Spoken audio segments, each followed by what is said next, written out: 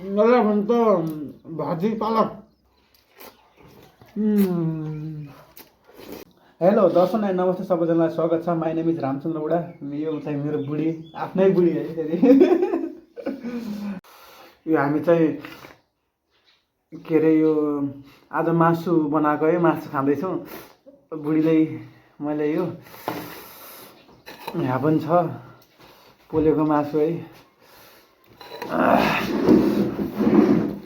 ल अब हामी यहाँ सुरु गर्न गइरहेको छौँ। बुढीले पक खाइरहेको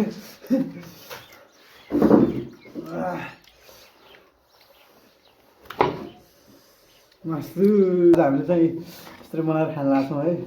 अनि यहाँ पोलेको मासु पनि छ, अघि खाएको खाना। बुढीलाई हालिदिनु पऱ्यो, माया गर्नु पऱ्यो होइन।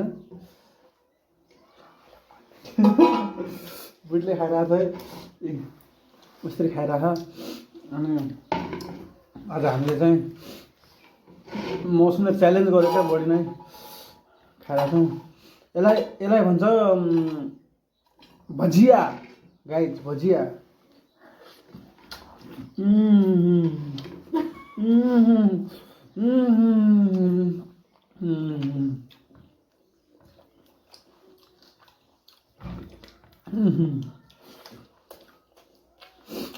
मिठो छ, मिठो गाइज। पोलेको खुट्टा है।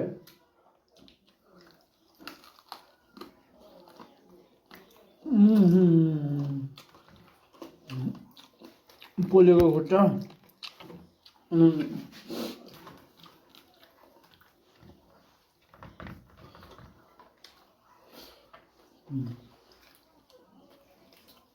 भजिया गाइज, भजिया। तपाईँहरूले यसरी बनाएर खानुभएको छ कि नै? बहुत मिठो हुँदो रहेछ। यसरी चाइनिजहरूले खाइरहेको देखिरहेको थिएँ, त्यही हेरेर बनाएको गाइज।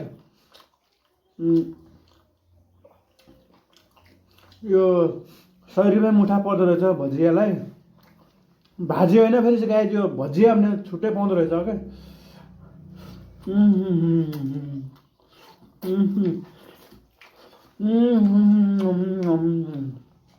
बहुत मिठो छ गाइज।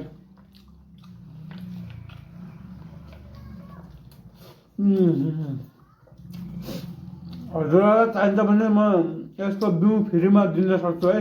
कन्ट्याक्ट गर्नु होला, सब्सक्राइब गर्नु होला, लाइक सब्सक्राइब साथै रहेको बेल आइकनलाई पनि थिचिदिनु होला। तपाईँहरूको एक सपोर्टले गर्दा म धेरै माथि जान सक्छु। अझै नयाँ राम्रो राम्रो भिडियो ल्याउने छु यसरी नै।